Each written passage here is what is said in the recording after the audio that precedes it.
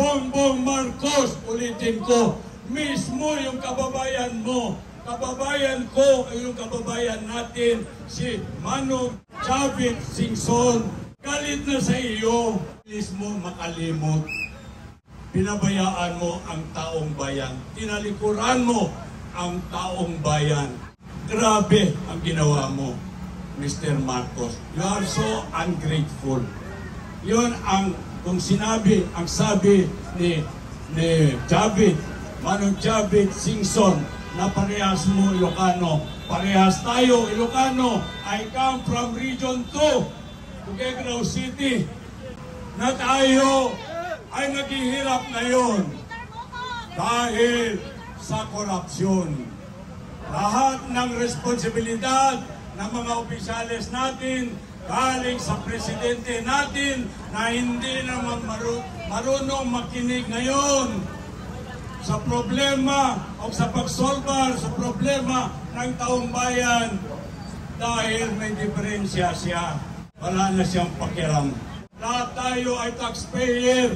Ang tanong ngayon, nasaan ang pera ng taong bayan? Nandun lang sa pipilang Pilipino, galing sa presidente, galing sa congressman Romualdez, na puro buhaya, puro may sakit, ng kanina narinig ko, kleptomanyak.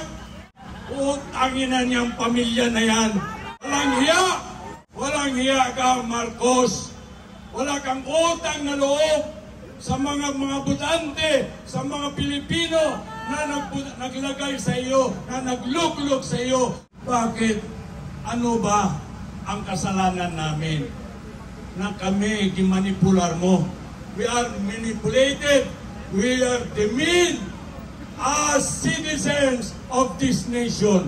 We don't deserve that, Mr. Marcos. Colonel Kuntapay. Maraming salamat, Kay Eric. Maraming salamat sa ating mga kababayan na naparito ngayon. Kung maalala ninyo, noong isang taon, nandito na naman tayo, Nobyembre 27 hanggang Desembre 3. Nagpaligiran tayo ng mga pulis.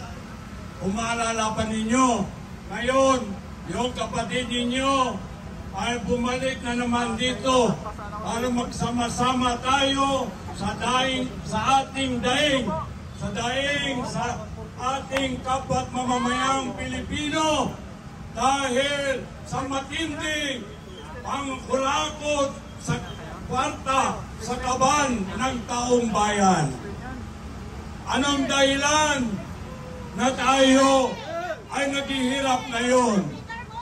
Dahil sa korupsyon.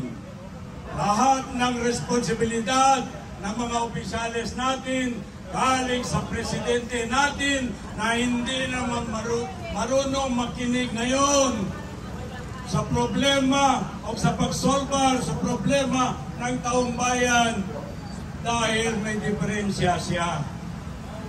Wala na siyang pakialam.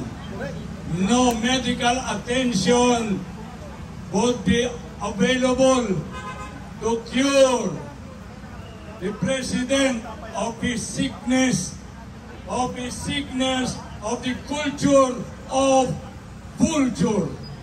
The culture of corrupting the people's money. Tayo, mga kababayan, lahat tayo ay taxpayer. Ang tanong ngayon, nasaan ang pera ng taong bayan? Nandun lang sa pipilang Pilipino, galing sa presidente, galing sa congressman Romualdez, na puro buhaya, puro may sakit, ng kanina narinig ko, kleptomanyak. Utangin na niyang pamilya na yan. Walang hiya! Walang hiya ka, Marcos. Wala kang utang na loob sa mga butante, sa mga Pilipino na naglagay sa iyo, na nagluklok sa iyo, na nahimo o na ikaw ay naging presidente ngayon ng ating bansa. Bakit? Ano ba ang kasalanan namin na kami gimanipular mo? We are manipulated. We are demeaned as citizens of this nation. We don't deserve that, Mr. Marcos. Bongbong Marcos, ulitin ko, mismo yung kababayan mo, kababayan ko, yung kababayan natin, si Manong Chavit Singson, galit na sa iyo dahil ang nagkasakit ka.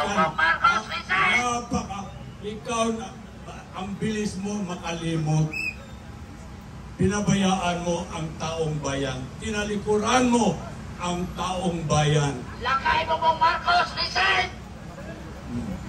Grabe ang ginawa mo, Mr. Marcos. You are so ungrateful. Yun ang, kung sinabi, ang sabi ni Chavit, Manong Chavit Singson, na parehas mo Ilocano. Parehas tayo, Ilocano. I come from Region 2. Tuguegarao City, na ako nakapag-asawa ko, I live in Mindanao now for 47 years. Kaya pa rito ako, kagagaling ko, kanina lang ako bumaba sa aeroplano, kaninang madaling araw. Para to join you, to air your grievances against this scrupulous manipulator na gobyerno natin. Wala nang pakialam dahil sasabi ng iba, siya ay bangag. Hindi lang bangag, magnanakaw pa. Hindi pa magnanakaw, hindi pa bangag, manipulator pa. Sana tayo ngayon, mga kababayan ko. Ang tanong ngayon, ano ang dapat gawin natin? Mga kababayan, kaya kayo lahat na nakikinig ngayon, mga kababayan ko, nandito na kami.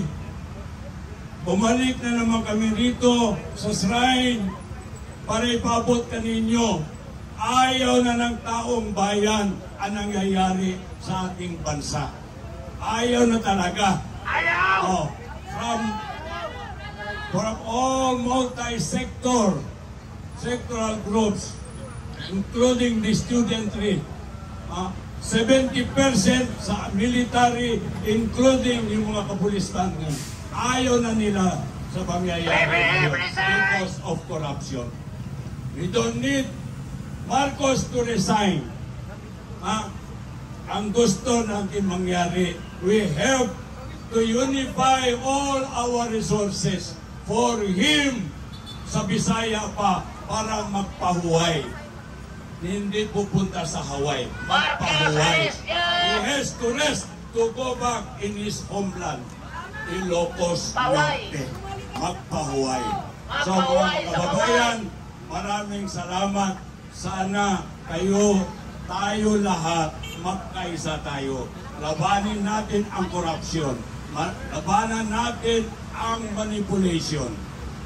We don't deserve this. We were all demeaned, including all the government institutions natin. Publicly, privately, nandun lahat ang kakahiyaan. We were really embarrassed as Filipino before any other countries. Bakit ganun? We have all the resources to move onward, to move forward. Bumaba lang si Marcos. We can start a good governance with accountability, a good governance with transparency, a good governance for a common good, for the welfare of every Filipino. Maraming salamat, mga kababayan. Kunting tunawan na lang bababa na yan si Marcos. Maya ka, Marcos. Baba ka na. Please, baba ka